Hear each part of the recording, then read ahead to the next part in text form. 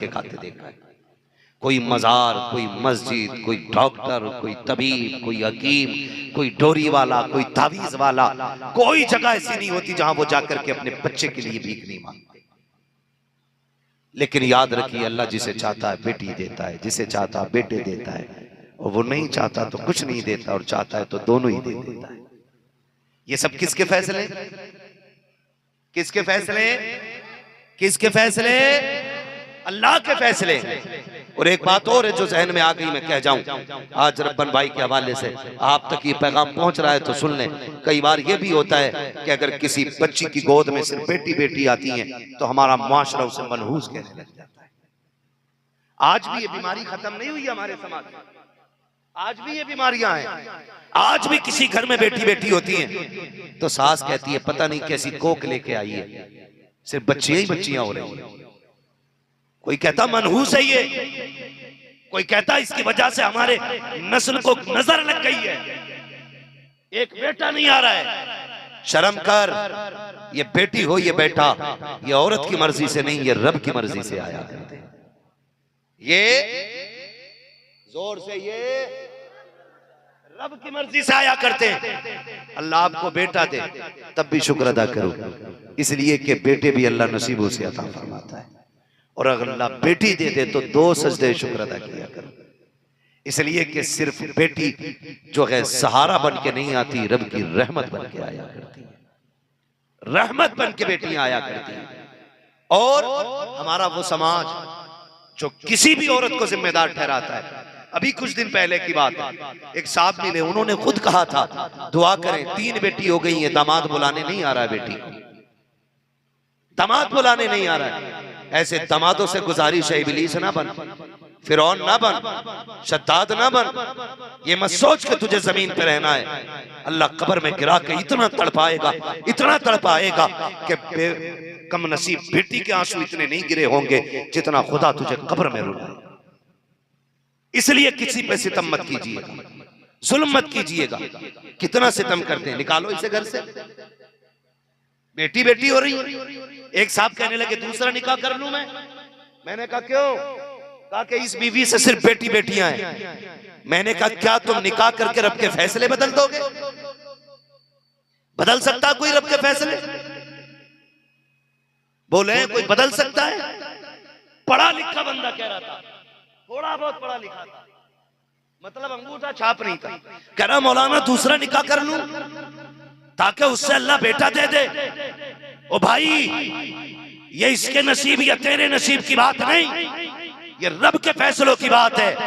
अगर तेरे घर में बेटा नहीं आ रहा है तो दूसरे निकाह के ख्वाब ना देख, किसी की बेटी का दिल ना दुखा, किसी पे सितम ना कर, किसी को रुला मत। अगर तुझे बेटा चाहिए खुद रोना शुरू कर दे, सजदे में गिरना शुरू कर दे। अगर वो राजी हो जाएगा तुझे एक के बदले में 10-10 बेटे अता फरमा दे, क्योंकि उसके खजाने में कमी नहीं है। लेकिन होता क्या? होता यही है कि जिम्मेदार सिर्फ बेटी समझी जाती है। किसी की बेटी पे सितम ना करना, सताना मत। कई बेटियों के घर वीरान कर दिए गए। बात याद आ गई तो मैं ये सुना जाऊं। शख्स था एक, अल्लाह ने उसे 6 बेटियां अता फरमाई। कितनी? 6 बेटियां अता। जब 7वीं मर्तबा उसकी बीवी उम्मीद से हुई, उसने पकड़ा बालों से और कहने लगा सुन, अगर इस बार बेटी पैदा हो गई ना तो बच्ची को कत्ल कर दूंगा और तुझे घर से निकाल दूंगा। इतनी बड़ी धमकी उसने दी। तो माँ होती है ना, माँ होती है। उसने रो के कहा मालिक करम कर, मैं माँ हूं, मुझे घर से निकाल देगा तो कोई बात नहीं। लेकिन इसने बात बड़ी कर दी है। इसने कहा अगर बेटी पैदा हो गई तो उस बच्ची को कत्ल करने को कह रहा है। या अल्लाह, अगर बेटी कत्ल होगी मैं कैसे देखूं? ए मेरे अल्लाह, तू कादिर मुतलक मालिक, मुझे तेरे फैसलों से कोई शिकायत नहीं हुई। तूने एक बेटी दी, मैंने शुक्र का दामन फैला के लिया। तूने दूसरी बेटी दी, मैंने शुक्र का दामन फैलाया। तीसरी बेटी दी, मालिक तूने 6 बेटियां दे दी, मैंने हर बेटी के बदले में तेरा शुक्रिया अदा किया। मालिक अगर 7वीं भी बेटी दे मुझे कोई एतराज नहीं, लेकिन दर्द इस बात का है कि मेरा शौहर जालिम भी है, जाहिल भी है। मालिक अगर बेटी हो गई तो वो कत्ल कर देगा। अल्लाह अपने कर्म से फैसला कर, या तो मेरे शोहर का दिल बदल दे या फिर अपने कर्म से मेरी तकदीर बदल दे। या तो बेटा दे दे या फिर मेरे शोहर का दिल बदल दे। इधर ये रोई, उधर वो बिस्तर पे सो रहा था, ख्वाब देख रहा है, मैदान क़यामत है, हिसाब व किताब चल रहा है। कह रहा मेरा अमल तोला गया। जब अमल तोला गया तो अमल नामे में गुनाह ज्यादा थे। कहता फरिश्ते मुझे लेके चले दोज़ख की तरफ, ऐलान कर दिया गया इसे जहन्नम की तरफ लेके चले जाओ। जब फरिश्ते मुझे दोज़ख में डालने लेके चले तो कहता जब मुझे लेके गए ना तो जहन्नम के पहले दरवाजे पे गए तो पहले दरवाजे पे मेरी बड़ी बेटी खड़ी थी। उसने हाथ लगा के कहा मालिक मैं इसे जहन्नम में जाने नहीं दूंगी, ये मेरा बाप है, इसने मेरी परवरिश की है, मेरे परवरदिगार इसे दोज़ख में न डाल। का फरिश्तों ने पहले दरवाजे से हटाया, दूसरे दरवाजे पे लेकर के गए हैं, दूसरे दरवाजे पे दूसरी बेटी खड़ी है, उसने हाथ लगा लिए, का वहां से हटाया, तीसरे दरवाजे पे लेके गए, का एक के बाद तीसरे लेके चलते रखे, का 6 दरवाजों पे लेके गए, 6 के 6 दरवाजों पे 6 बेटियां मिल गई और 6 दरवाजों के जरिए जहन्नम में जाने से बच गया। कहता लेकिन बेटियां 6 थी, दरवाजे 7 थे। का जब फरिश्ते 6ठे दरवाजे से लेके 7वें दरवाजे पे गए तो वो दरवाजा खाली था। हैबत से आंख खुल गई, पसीना पसीना सजदे में आ गया, रो के कहता है या अल्लाह अपने करम से मुझे बेटा ना दे के साथ भी बेटी अता फरमा। पता चला बेटियां सिर्फ सहारा बन के नहीं आती, बेटियां जन्नत का परवाना बन के आया करती हैं, परवाना बन करके आती हैं। आप बच्चों को बद्दुआ न दिया करो। अल्लाह जिसे चाहता बेटी देता है और जिसे चाहता है बोले बेटा देता है। और अल्लाह जो दे उस पे राजी रहो, उसके फैसलों में राजी रहो, वरना ये कोई राजी रहना नहीं है जा करके लोगों से कहना बेटा दे दो बेटा दे दो, ये कोई फैसला नहीं है। अपने रब को राजी करने के रास्ते निकालो, रब को राजी करने के। तो मैं बात अर्ज कर रहा था अल्लाह औलाद दे तो अल्लाह का शुक्र अदा करेंगे, करेंगे इंशाअल्लाह। और कभी भी माँ बाप अपनी औलाद को बद्दुआ ना दे। तेरा कितना भी दिल दुख जाए बर्दाश्त कर, ये तो इसकी कम नसीबी है कि ये माँ बाप को दुख दे रहा है, लेकिन माँ बाप की जिम्मेदारी है वो बद्दुआ ना दे। मुझे बात याद आई, एक खातून को अल्लाह ने बेटा दिया, उसके बाद शौहर का इंतकाल हो गया, बच्चा छोटा ही था। लोगों ने कहा चल सहारा मिल गया, इसके सहारे जिंदगी गुजर जाएगी, गुजर जाएगी इसके सहारे जिंदगी। माँ उसे नाजों से पालती रही। एक दिन बच्चा उठा, उसने कोई नुकसान कर दिया। जैसी बच्चे से नुकसान हुआ ना, माँ ने फौरन तड़प के कहा तुझे मौत नहीं आ जाती, तू मर नहीं जाता।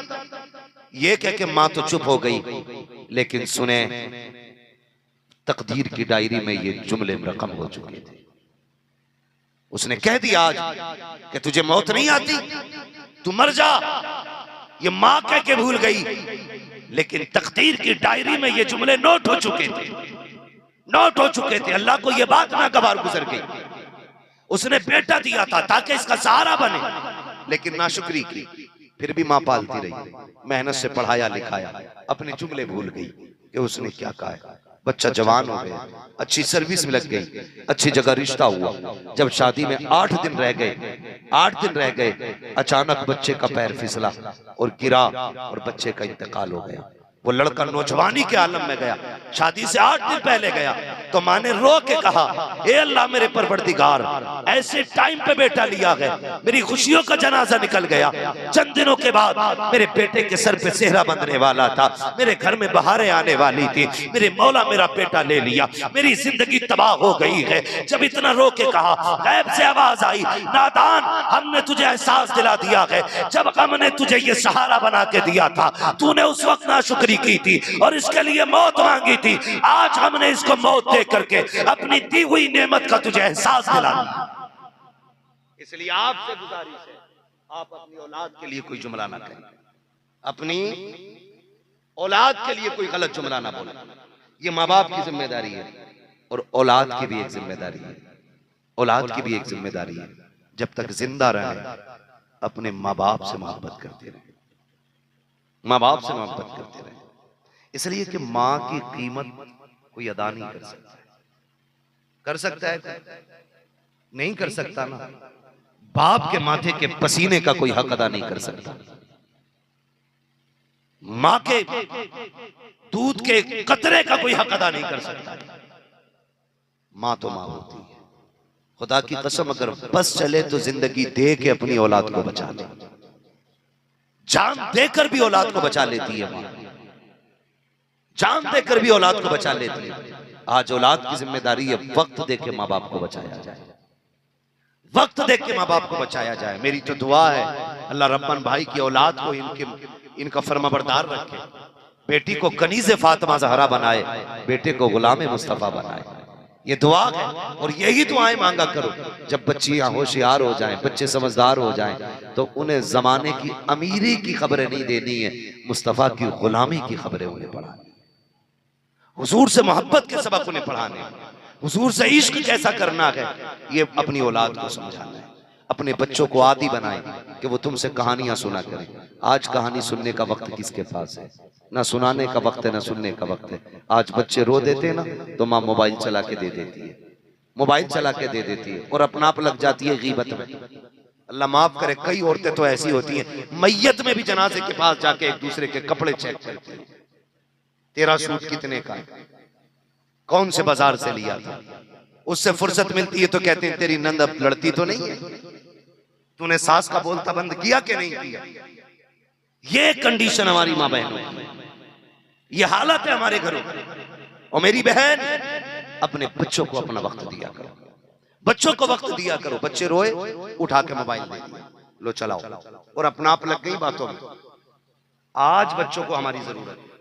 माँ की गोद बच्चे का हक होता है, माँ की गोद,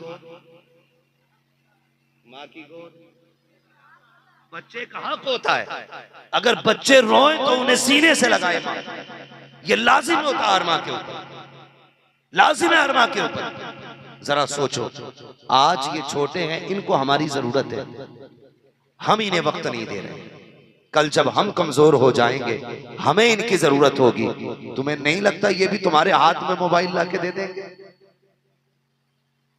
कल जब तुम बूढ़े हो जाओगे और कहोगे अल्लाह बात सुन, तो कहेगा अब्बा परेशान ना करो, ये लो मोबाइल, इस पे मैंने 2 GB वाला रिचार्ज कर दिया है, 1 महीने जम के मोबाइल चलाओ। अगला फोन तब आना चाहिए जब ये एमडी खत्म हो जाए। यही होना है, लिख लो इस बात को। अगर आज अपने बच्चों को आप वक्त नहीं दोगे तो कल आपके बच्चे आपको वक्त नहीं देंगे। मैं बहनों से मैं गुजारिश करूंगा, अगर बच्चे रोया करें इन्हें मोबाइल दे के वक्त जाए न किया करो। अगर बच्चे रोया करें इन्हें मोबाइल दे करके इनका वक्त ना काटा करो। अगर बच्चे रोया करें तो करना यह है, जो गोद इनका हक है इनको सीने से लगाया करो और इन्हें गाने सुना के ना छुपाओ, बल्कि वो लोरियां दो जो मुस्तफा के गुलामों ने दी थी, ताकि आने वाली नस्लें डांसर पैदा ना हो, गुलाम मुस्तफा बनकर पैदा हो। क्या सिखाना है उन्हें? सीने से लगाओ और ये लोरी दो कि मैं सो जाऊं या मुस्तफा कहते कहते कुले आँख सल्ले अला कहते। ये लोरिया बच्चों को दिया। आज तो इसको लगा के अम्मा ने दी, और जब वो होश संभालते ही डांस कर जा तो हाफिज जी क्या पढ़ा रहे हो, मेरा लोंडा नाच रहा। तो ये हाफिज जी ने नहीं, मेरी बहन, ये तूने पढ़ाया, इसे तुमने पढ़ाया। इसलिए बच्चों की सही परवरिश करें। तालीम सबसे ज्यादा जरूरी है। माँ बाप अपने बच्चों को पढ़ाएं जरूर। अगर आप पढ़ाएंगे नहीं तो आप कितने भी पैसे वाले हैं, आपके बच्चे चोर बनेंगे, डाकू बनेंगे, डकैत बनेंगे, धोखेबाज बनेंगे, लुटेरे बनेंगे, एक अच्छे इंसान नहीं बन सकते। ये भी बात सोची सर। मारेरा शरीफ वाले एक आवाज देते हैं, आधी रोटी खाएंगे बच्चों को पढ़ाएंगे। इस बात का मतलब समझते हैं? इस बात का मतलब यह है कि अगर आधी भूख खा के भी सोना पड़ा तो हम भूख बर्दाश्त करेंगे, लेकिन औलाद को जाहिल नहीं रखेंगे। यह मतलब है इस बात का। तो आप अपने बच्चों को तालीम से भी आरास्ता करें, उन्हें पढ़ाएं लिखाएं, उन्हें काबिल बनाएं, और खुदारा अपनी नस्ल को एक बेहतरीन राह दें। और बेहतरीन राह क्या है? वो हुजूर के इश्क की राह है, हुजूर से मोहब्बत की राह है। हुजूर से इश्क सिर्फ जवानी में नहीं, सिर्फ बुढ़ापे में नहीं, बल्कि बचपन में भी इश्क किया है लोगों, बचपन में इश्क किया गया। हुजूर का विसाल हुआ, विसाले पुरमलाल के बाद हजरत बिलाल ने मदीना छोड़ दिया। क्यों छोड़ा? इसलिए छोड़ दिया कि जब मदीना छोड़ के जाने लगे हजरत अबू बकर सिद्दीक आ गए आगे से, बिलाल मदीना छोड़ के ना जाए। कहा क्यों? कहा तुम भी चले जाओगे, हुजूर भी चले गए, दिल नहीं लगेगा। तो हजरत बिलाल ने कहा था हुजूर के बगैर अब इन गलियों में दिल नहीं लगता। तो अबू बकर सिद्दीक ने कहा था बिलाल ठहर जाओ, तुम्हें मैंने खरीदा था। तो हजरत बिलाल ने कहा था अबू बकर अगर अपने लिए खरीदा था तो रोक ले, और अगर हुजूर के लिए खरीदा था तो फिर जाने दे। इतना कहना था अबू बकर सिद्दीक की गर्दन झुक गई। कहा बिलाल मैंने अपने लिए नहीं, मैंने मुस्तफा के लिए खरीदा था। हजरत बिलाल मदीना छोड़ गए, मुल्क शाम जाके बस गए। जब मुल्क शाम जाके बसे, जब एक रात सोए तो ख्वाब में हुजूर तशरीफ ले आए। बोल दे जरा सुभान अल्लाह। अल्लाह करे जो जोर से सुभान अल्लाह बोला है आज की रात के सदके उसके ख्वाब में हुजूर तशरीफ ले आए। जो इससे भी ज्यादा जोर से बोले अल्लाह आज की रात में हुजूर उसको दीदार करा दे। माशाअल्लाह, अल्लाह सलामत रखे। तो हुजूर ख्वाब में तशरीफ लाए और क्या फरमाते? आका ने फरमाया बिलाल याद नहीं आती हमारी, याद नहीं आती हमारी? काश किसी दिन हुजूर हमारे भी ख्वाब में आ जाए। वो कहा था किसी ने इस आस में जीता हूं, कह दे ये कोई आकर चल तुझको मदीने में सरकार बुलाते हैं। सुना गए आप हर आशिक के घर तशरीफ लाते हैं, मेरे घर में भी हो जाए चरागा। चरागा सारे ही सुन्नी बैठे ना, और नौजवान सुन्नी बैठे, कोई भी बुड्ढा टुड्डा नहीं लग रहा है मुझे। तो जैसी जवानी है वैसी आवाज निकलनी चाहिए। ये कुर्सी पे चेयरमैन बैठे, आप जमींदार लोग बैठे, तो जमींदारों की आवाज तो चेयरमैन से ज्यादा तेज होनी चाहिए ना। चेयरमैन तो 5 साल के लिए होता, जमींदार तो फिर लाइफ टाइम रहा। फिर सारे बोले जरा या रसूल अल्लाह। माशाअल्लाह। ओ भाई मनसब कोई भी किसी का हो, लेकिन हुजूर की महफिल में आके सारे ही गुलाम बन जाया करते हैं। एक ही सफ में खड़े हो गए महमूद अयाज, ना कोई बंदा रहा ना कोई बंदा नवाज। मैं कसम खा के कह सकता हूँ ये कितने बड़ा लालच दे दो, ये कौम इतनी आसानी से जमीन पर नहीं बैठेगी। हुजूर की महफिल में जमीन पे जगह मिल गई, यहीं आके बैठ गए हैं। इसलिए कि मतलब यहाँ इस इज्जत से नहीं कि ऊपर कौन बैठा है, दुनिया जानती है हुजूर के नाम पे तुम जूतियों में बैठ जाओ, अल्लाह तुम्हें इज्जतों के ताज अता फरमा देगा। अल्लाह आपको सलामत रखे। मालूम है जलसा बहुत लेट शुरू हुआ था, कुछ लोगों की नाहंजारगी की वजह से ताखिर से जलसा शुरू हुआ, लेकिन मैं फिर भी मुबारकबाद पेश करता हूँ। आपने इश्क की वो दलील पेश की है और आपके बैठने ने बता दिया जलसा और भी आधी रात के बाद शुरू होता। हुजूर के महफिल, हुजूर के गुलाम यूं ही महफिल सजा के बैठ जाते। अल्लाह आपको सलामत रखे। मैं बात आशिक की करने लगा हूँ। हुजूर फरमाते बिलाल याद नहीं आती, आओ कभी हमसे भी मिल लिया करो। इतना सुना सुबह ही उठे, सवारी ली, चल दिए मदीने शरीफ की तरफ। मदीने शरीफ की तरफ चल दिए, चलते रहे, दौड़ते दौड़ते हुजूर का मदीना आ गया।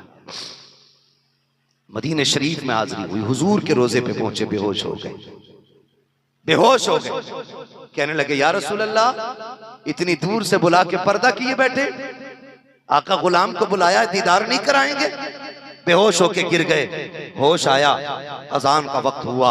जब जोहर की अजान का वक्त हुआ, हजरत अबू बकर सिद्दीक कहने लगे बिलाल अजान तो पढ़ दो, अजान तो पढ़ दो। कहने लगे नहीं अब अजान नहीं पढ़ी जा सकती, अब मेरे बस की बात नहीं है। मैं अजान तो तब पढ़ता था जब अजान वाले को देखा करता था, नहीं पढ़ सकता अजान। किसी ने कहा बिलाल बड़ी याद आती है उस अजान की जो हुजूर के सामने दी जाती थी, सुनना चाहते हैं हम, बिलाल पढ़ो ना अजान। बिलाल कहते हैं मुझ में ताकत नहीं पढ़ने की।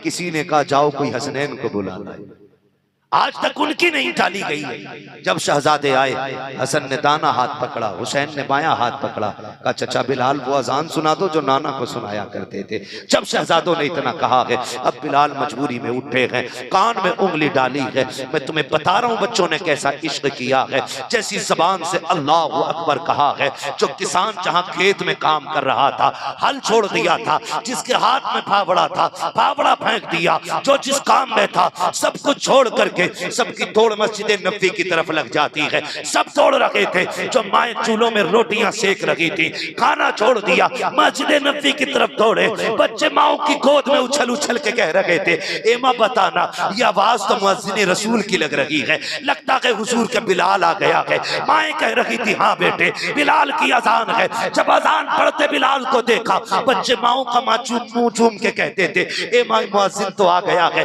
बताना इमाम कब आएगा। ए माँ बिलाल आ गए हैं, आमिना के लाल कब आएंगे। सहाबा फरमाते हैं, ऐसी कयामत या तो उस दिन थी जिस दिन हुजूर का विसाल हुआ था, या फिर आज थी जब बिलाल अजान पढ़ रहे हैं। बच्चे माओ से लिपट लिपट के हुजूर का पता पूछ रहे हैं, कह रहे हैं कि कलेजा तो तब फटने लगा था जब एक बच्चा मुस्कुराता हुआ मस्जिद नबी से उस शहर की तरफ दौड़ा जब मदीने शरीफ से बाहर से आता था। लोगों ने बच्चे को दौड़ते हुए देखा और हंसता हुआ जाता था, लेकिन कुछ देर के बाद जब पलट के आया तो रोता हुआ आ रहा था। किसी ने कहा, यार गया कहाँ था? हंसता हुआ गया था, रोता हुआ आया है, क्या हो गया है? उसने कहा, मैंने बिलाल को देखा तो समझा अमीना का लाल भी आता होगा। मैं दौड़ करके बाहर इसलिए गया था ताकि आका का इस्तकबाल करूं, लेकिन काफी देर खड़ा रहा। फिर ख्याल आया मेरे आका का तो विसाल हो चुका है। अल्लाह अकबर, ये बच्चों का इश्क है, ये बच्चों का इश्क है। मैं ये कहता हूँ हुजूर का इश्क है, जब सीनों में उतरता है तो जवानियां देख के नहीं बल्कि दिल देख करके सीनों में उतर जाया।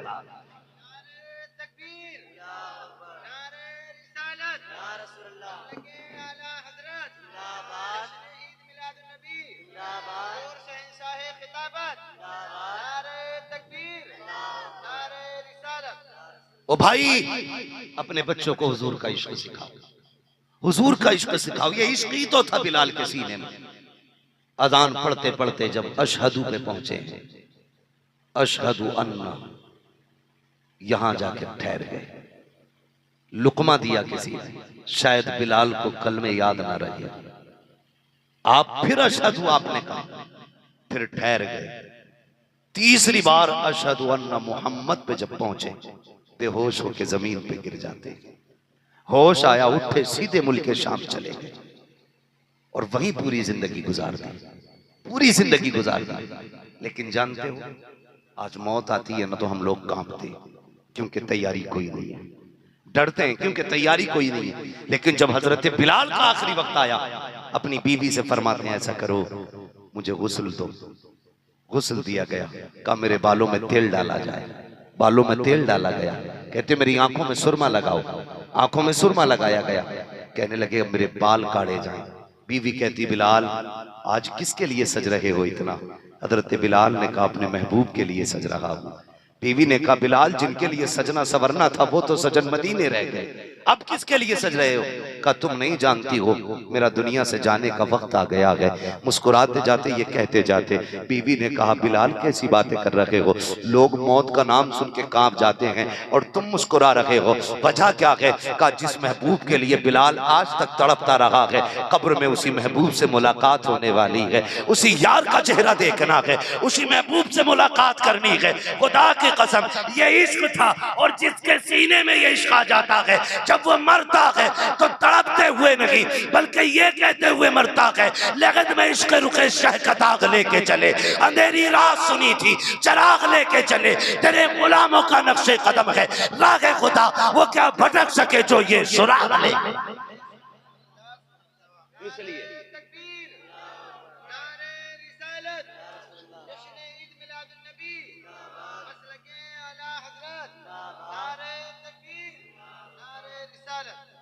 अपने बच्चों को हुजूर का इश्क सिखाएं, सिखाएं अपने बच्चों को हुजूर का इश्क। और नौजवानों यही जिंदगी है, सिर्फ यही जिंदगी है, इसके अलावा कुछ जिंदगी नहीं है, इसके अलावा सब कुछ बर्बाद है। मैं तो चैलेंज के साथ कहता हूं नौजवानों जिनके दाढ़ियां नहीं है वो चेहरों पे दाढ़ियां रख के देख ले, जो पैंट शर्ट पहनते हैं वो कुर्ता पजामा पहन के देखे। खुदा की कसम अगर सोओगे भी ना तो गुलामी मुस्तफा की खुशबू अपने अंदर से महसूस करोगे, खुशबू महसूस करोगे। और ये तजर्बा भी किया होगा जो सिर्फ जुमे जुमे को कुर्ता पजामा पहनते हैं, फिर उनसे पूछो वो अंदर अंदर कितने खुश होते हैं। सोच खाली कपड़े बदल जाए तो दिल इतना खुश होता है, अगर किरदार बदल जाए तो रूह कितनी खुश होने लग जाएगी। रूह कितनी खुश होने लग जाएगी। सजा चेहरे पे दाढ़ी, फिर मर, और फिर मरने का मजा दे, फिर मरने का मजा दे। जब किसी जवान की लाश पे जाना होता है, कभी जनाजे में, और चेहरे पे दाढ़ी नहीं होती, सबसे बड़ा दुखी होता है, काश इसने चेहरे पे दाढ़ी रखी होती, काश इसने चेहरे पे दाढ़ी रखी होती। फरमाया गया, यहां तक बताया गया है, हमारे उलमा फरमाते कि अगर चेहरे पे दाढ़ी और अकीदे के साथ दुनिया से गया है, सुन्नी सहीउल अकीदा मसलक आला हजरत पे मौत आई है ना, और इसी मसलक पे दुनिया से गया है, तो फरिश्ते चेहरे से कफन हटा के चेहरे का नूर देख के ढक देते हैं। दूसरा कहता हिसाब नहीं लेना, वो कहता क्या करोगे पूछ के, इसकी दाढ़ी की चमक और इसके चेहरे का नूर बता रहा है, ये सारे इम्तिहान जमीन पे पास करके आ गया, क्या हिसाब लेना, ये तो गुलामी है मुस्तफा में मरा है। देख इसकी दाढ़ी बता रही है, इसके चेहरे की चमक बता रही है, ये आया ही हुजूर के लिए है। राबिया बसरिया कब्र में गई, फरिश्तों ने हिसाब लिया, राबिया मर रब्बु का, आप कहती है तुम बताओ तुम्हारा रब कौन है, तुम बताओ तुम्हारा रब कौन है। कहा हमें हमारे रब ने भेजा है। कहा कहां से आए हो, कहा आसमानों से। कहा तुम मुसाफत तय करके आए हो हजारों मील की, तुम रब को नहीं भूले, मैं चंद कदम चल के आई हूं तो अपने रब को कैसे भूल। ओ भाई ऐसे हालात बना लो, ऐसे हालात बना लो कि मरने के बाद डर नहीं होना चाहिए, डर नहीं होना चाहिए। काम अच्छे कर जाओ, नेक काम कर जाओ। आज ये महफिल सजी है, इसे हल्के में मत लेना, इसे हल्के में मत लेना। और ये हर किसी का मुकद्दर भी नहीं होती, हर किसी का मुकद्दर भी नहीं होती है। वो किसी को पता चला, किसी ने किसी आलिम से सुना था, एक साहब ने, कि जहां पे हुजूर की महफिल सजती है वहां हुजूर आया करते हैं। उसके दिल में तमन्ना जाग गई, मैं भी हुजूर की महफिल सजाऊंगा। कई साल उसने इकट्ठा किया, हुजूर के नाम की महफिल सजाई। जलसा खत्म हो गया, लोग चले गए। 2-4 दिन बाद उसकी मौलाना से मुलाकात हुई, जिनको उसने बुलाया था तकरीर के लिए, और उनके कदमों से लिपट गया। कहा क्या बात है, खैर तो है। उसने कहा आप तो तकरीर करके आ गए थे, सब लोग चले गए थे, मैं भी बिस्तर पे लेटा। कहने लगे सारे सो गए थे लेकिन मेरी किस्मत जाग गई थी। कहा क्यों? कहा जब मैं सोया तो मेरे ख्वाब में मदीने वाले तशरीफ लाए थे, हुजूर आए थे और फरमाने लगे तूने हमारी मोहब्बत में ये महफिल सजाई है, जा रब ने तेरी भी मगफिरत फरमा दी है, और जितने तेरी महफिल में आए थे अल्लाह ने सबकी मगफिरत फरमा दी, सबकी मगफिरत फरमा दी है। इसे हल्के में मत लेना। अल्लाह तौफीक दे, हुजूर की महफिलें सजाया करो, हुजूर की बातें किया करो। मर जाना है, कुछ नहीं बचना है, मौत सबको आनी है। मजा तो तब है ना चेहरा बिलाल जैसा हो, चेहरा अबू बकर जैसा हो, लिबास उमर जैसा हो, नमाज मुस्तफा के सहाबा जैसा हो, किरदार अबू बकर जैसा हो, फिर जीने और मरने का मजा देखो। वैसे भी घुट घुट के मरना है, हादसे हो रहे हैं। कई बार तो इतनी खतरनाक मौतें हादसे में होती हैं कि आईडियां जेब में नहीं होती, चेहरों से पहचान नहीं होती है, कहीं की कई लाशें पहुंचा दी जाती हैं। मैं कहता हूं कोई आईडी हो ना हो, चेहरे पे दाढ़ी रख लो, अगर कितने भी तुम्हारे निशानात मिट जाएंगे ये चेहरे के बाल बता देंगे। इसे लावारिस ना समझना, ये दाढ़ी बता रखी है, ये जो मरा है ये लावारिस नहीं, इसका काबे वाला भी वारिस है, खुद मदीने वाला भी। इसलिए चेहरे पे हुजूर की सुन्नत सजाएं, हुजूर की गुलामी का जो दावा है ना उसे सच्चा करें, अपने बच्चों की परवरिश करें। अल्लाह हम सबको औलाद जैसी नेमत और रहमत से नवाजे, हर घर में अल्लाह औलाद की खुशियां अता फरमाए। जो बे औलाद हैं अल्लाह अपने फजल से उन्हें औलाद बख्शे, और जो साहिब औलाद हैं अल्लाह उनकी औलाद को फरमा बरदार बनाए। हाँ भाई, हमारे रब्बन भाई ने ये महफिल सजाई, अल्लाह इनकी नस्लों में बरकत अता फरमाए, इनकी औलाद को सलामत रखे, इनका साया इनकी औलाद के दर पे तादेर कायम दायम फरमाए। भाई हजारों साल नरगिस अपनी बेनूरी पे रोती है, बड़ी मुश्किल से होता है चमन में दीद अमर पैदा। अल्लाह औलाद दे, उसका शुक्रिया अदा करें, उसको राजी करें, मदीने वाले से दुआएं मांगे, अल्लाह तौफीक दे, औलाद की सही तरबियत करें, उसको तालीम भी अच्छी देनी है। एक बात और मैं रब्बन भाई के जरिए और सभी लोगों से ये बात कह के जाना चाहता हूँ, याद रखिए फरमाया जो गया जिसको अल्लाह ने 3 बेटियां दी, उसने पाल पोस के उनको बड़ा करके इज्जत से रुखसत कर दिया। हुजूर फरमाते वो जन्नती है, तो उसमें ख्याल रखिएगा 3 काम है, खाली जवान करके शादी नहीं करना है। 1 घंटा हो गया भाई, कल ईद भी है, थोड़ा ख्याल रखिएगा। ये तो रब्बन भाई की मोहब्बत थी जो आज की रात में हम अपना घर छोड़ के यहाँ चले आए हैं, सिर्फ इसलिए मैंने सोचा अगर रब्बन भाई इतनी कुर्बानी दे सकते हैं तो फिर थोड़ी कुर्बानी हमें भी देनी चाहिए। अल्लाह सलामत रखे हमारे इन भाइयों को, और ये जितने आए बैठे हैं, कल ईद का दिन है, अल्लाह सबकी खैरियत से ईद कराए और अल्लाह सबको ईद की मुबारकबादियां और खुशियां अता फरमाए। हाँ भाई, इंशाअल्लाह कभी जो उधार रह जाएगा कभी फिर कर्जे के तौर पे बुलवा लीजिएगा, लेकिन वक्त चूंकि ये काफी ताखीर से जलसा भी शुरू हुआ, कुछ रुकावटों की बुनियाद पर, लेकिन शुक्र रब का के जलसा शुरू हो गया है।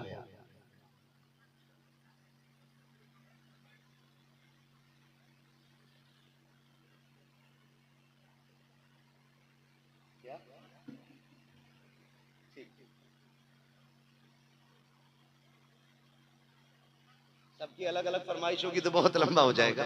मैं कोई एक फरमाइश पूरी कर लेता हूँ, बैठ जाए भाई, अल्लाह सलामत रखे, ये मोहब्बत है आपकी। तो मैं जो बात अर्ज कर रहा था उसको भी जरा गौर से सुन लीजिएगा, बहुत गौर से इस बात को सुन ले कि सिर्फ शादी कर देना काफी नहीं है, बल्कि फरमाया अगर बेटी पैदा हो तो पहला हक उसका यह है कि नाम अच्छा रखा जाए। नाम नाम नाम अच्छा नाम कौन सा? सानिया। हाँ, कह रहा मौलाना नाम बताइयो। मौलाना कहते हैं कि अपनी बेटी का नाम जैनब रख दो। कहते रहे आप पुराना हो गया, नया बताओ, नया बताओ। एक तो कह रहा मैंने अपनी बेटी का नाम एलियन रखा, इसका क्या माना है? मैंने कहा दिवंगर तू ही जाने। ऐसे ऐसे कुट बड़न नाम निकाल निकाल के ला रहे हैं, अल्लाह माफ। मौलवी अच्छा नाम बता देता, कह रहा नहीं पुराना हो गया, पहला हक यह है बेटी का तो उसका नाम अच्छा रखा जाए। और जमीन पे अच्छा नाम फातिमा है। महबूब फरमाते हैं जो मेरी बेटी की मोहब्बत में अपनी बेटी का नाम फातिमा रखेगा, अल्लाह कयामत में मेरी बेटी के सदके में उसकी बेटी की भी मग़फ़िरत फरमाएगा और उसके बाप की भी मग़फ़िरत फरमा देगा। पहला काम क्या है? अच्छा नाम रखना। कौन सा? अच्छा नाम रखना, ये पहला हक। दूसरा हक फरमाया गया फिर उसकी तरबियत अच्छी होनी चाहिए। ये बच्ची का दूसरा हक है कि उसकी तालीम और तरबियत दुरुस्त होनी चाहिए। हम अपनी बच्ची को दीन सिखाएं, शरीयत मुस्तफा सिखाएं, कुरान पढ़ना सिखाएं, उसको शरीयत के मसाइल सिखाएं, जायज नाजायज का इल्म दें, फिर ये उसका हक अदा हो जाए। और खाली IAS MBBS IPS बना करके तुमने शादी कर ली तो एक हक मार लिया बेटी। आप पढ़ाइए सब कुछ लेकिन दीन भी सिखाइए। इतना तो सिखा दो कम से कम कनीज़े फातिमा कहलाने की हकदार बन जाए। हाँ, दुनिया की सबसे पहली मुफ्तिया को आयशा सिद्दीका कहा जाता है। सबसे पहली मुफ्तिया, सबसे पहली फकीहा औरतों में हजरत आयशा सिद्दीका है। उम्मुल मोमिनीन आयशा सिद्दीका रज़ी अल्लाह ताला अन्हा अल्लाहु अकबर दीन के मसाइल बताती है। आज हमारी बहनों को पाकी नापाकी के मसाइल याद नहीं, जायज नाजायज के मसाइल याद नहीं, फिर नमाजें कैसे दुरुस्त होंगी? इसलिए दीन सिखाना जरूरी है, दीन सिखाना जरूरी है। दो काम हो गए। फिर तीसरी चीज यह है कि जब बेटी का रिश्ता करें तो दीनदार लोगों में करें। किन में करें? या पैसे वालों में? दीनदार घराना देखे। किसी शराबी के हाथ में बेटी का हाथ नहीं जाना चाहिए, किसी जुआरी के हाथ में बेटी का हाथ नहीं जाना चाहिए, किसी कबाबी के हाथ में बेटी का हाथ नहीं जाना चाहिए। अगर हाथ देना है तो कुरान के कारी के हाथ में हाथ दो, मस्जिद के नमाजी के हाथ में हाथ दो, रोजा रखने वालों के हाथ में हाथ दो, गरीबों की मदद करने वालों के हाथ में हाथ दो, दूसरों के काम आने वालों के हाथ में हाथ दो। इसलिए कि जो रब का हक अदा करेगा वही तेरी बेटी का भी हक अदा करेंगे। ये काम अगर जिसने ये तीन काम कर लिए फरमाया फिर वो बंदा जन्नती है, फिर वो बंदा जन्नती है। सारी औलाद सबको प्यारी होती है, औलाद सबको प्यारी होती है, लेकिन हक अदा करना जरूरी होता है। कितनी प्यारी औलाद होती है। हुजूर वो हैं जो सारे नबियों के इमाम, सारे जोर से सारे। नींद आ रही है, मैं तो खुद खत्म करने लगा था। अगर जाग रहे तो बोले, वरना मैं बिल्कुल अभी खत्म कर देता हूं। सारे नबियों के, सारे नबियों के इमाम है, मगर औलाद की मोहब्बत देखें, औलाद की मोहब्बत देखें। हसनैन करीमैन सगे बेटे नहीं, नवासे हैं, नवासे आल है हुजूर की, नवासे मुस्तफा की। लेकिन कमाल ये था, हुजूर सजदे में होते, नवासा कमर पे आ जाता, हुजूर सजदा लंबा कर देते थे। रिश्ते देखिएगा, कभी शहजादे कंधे पे बैठते, कभी हुजूर की दाढ़ी से खेलते और हुजूर मुस्कुराते रहते थे। ये रिश्तों की तो बात है। और बढ़ के बात बताऊं, हुजूर की बारगाह में एक सहाबी की शिकायत लगी, 14 साल उम्र सहाबी की। इमाम हुसैन की उम्र शरीफ उस वक्त में तकरीबन 5 या 6 बरस की। ये उम्र शहजादे की। किसी ने आके शिकायत की, या रसूल अल्लाह, एक नौजवान बच्चा है, नई उम्र का बच्चा है, अजीब मसला उसका है। कहा क्या बात है? कहा कि सुने, जब आपके शहजादे चलते हैं ना तो वो पीछे पीछे चलता है, लेकिन तकलीफ और शिकायत या जो बात है वो आपसे कहनी ये है आका कि जब वो चलता है ना आपका शहजादा, तो वो मिट्टी उठा के सर पे डाल लेता है, सर पे डाल लेता। आका ये अमल सही है उसका? हुजूर ने फरमाया बुलाओ। बुलाया गया। जब खबर पहुंची तेरी शिकायत लगी है, बच्चा खाना खा रहा था, लुकमा छूट गया, डर की वजह से कांपते हुए उठा, लेकिन जो बुलाने वाले आए थे ना उनसे आगे आगे जा रहा था। ठहर, रुकना, इतनी जल्दी क्यों जा रहा है? तेरी शिकायत लगी है और मुजरिम तो डर के चलते हैं, दबक के चलते हैं, तू दौड़ के जा रहा है। उसने कहा शिकायत हुई है, अपनी जगह है, मदीने वाला बुला रहा है, ये बात अपनी जगह। हुजूर ने बुलाया इसलिए दौड़ के जा रहा हूं। हुजूर की बारगाह में पहुंच गए, महफिल सजी है, आका ने बुलाया इधर आओ। बुलाया, शहजादे हुजूर के इमाम हुसैन बगल में बैठे, फरमाने लगे इन्हें जानते हो? जी। कौन है ये? कहा ये ज़हरा के लाल है, आपके नवासे। अच्छा, तुम्हारी शिकायत ये हुई है कि जब ये चलते हैं तुम इनके पीछे चलते हो? कहा जी सच है। कहा जहां इसके कदम पड़ते वहां की मिट्टी उठा लेते हो? कहा ये भी सच है। कहा सर पे डालते हो? कहा ये भी सच है। फिर हुजूर फरमाते बताइए क्यों करते हो? बच्चा रोने लगा, कहा या रसूल अल्लाह, जो चाहे सजा दे, लेकिन मेरे दिल की बात यह है, पूरा मदीना हुसैन से प्यार करता है, लेकिन मैं तेरे हुसैन से इश्क करता हूं, मैं तेरे हुसैन से इश्क करता हूं। आका इनके कदमों की खाक को सर का ताज बनाता हूं। वो अब जो सजा चाहे आका अता फरमा दे। जैसे इतनी बात कही है, मेरे नबी अपनी जगह से उठ के खड़े हो जाते हैं। खुदा की कसम, नबी महराज में चले, अर्श की ख्वाहिश है कि तलवे चूमने मिल जाए, बैतुल मुक़द्दस से गुजरे, नबी सब पर सब खड़े हैं कि मुक्तदी बनने का शरफ मिल जाए, आसमानों से गुजरे, फरिश्ते इक्तदा चाहते हैं। अब अंदाजा लगाइए, मेरा नबी अपनी जगह से उठ के खड़ा हुआ और बाजू फैलाए, फरमाया तेरी सजा ये है, तू मोहम्मद के सीने से आके लग जा। आका ने सीने से लगाया और एक हाथ में उसका हाथ लिया, दूसरे हाथ में नवासे का हाथ लिया, आसमान की तरफ देखा, या अल्लाह मैंने इनको मिला दिया है, आखिरी दम तक तो इनको जुदा ना हो। ये औलाद की मोहब्बत होती है, ये औलाद का प्यार होता है। और मेरे भाई, अपनी औलाद से मोहब्बत करो, कदर करो, उन्हें वक्त दो, औलाद को वक्त दो अपनी। ये भी बहुत बड़ी कमी है, हम औलाद को वक्त नहीं दे पाते। और कहते हैं बेटा बिगड़ गया, ये याद रखना कम से कम आधा घंटा रोज अपने बच्चों को आप शाम में दें, सोने से पहले आधा घंटा रोज अपने बच्चों को दें। उस आधा घंटे में आपको क्या काम करना है? सबसे पहला ये काम करना है कि बच्चों के दिन भर के वक्त के बारे में हिसाब लेना है। उससे इतना पूछना है कि तूने दिन भर क्या किया है। अगर उसके काम आपको लगते हैं सही हैं, तो फिर आपकी जिम्मेदारी बनती है उसकी हौसला अफजाई करें।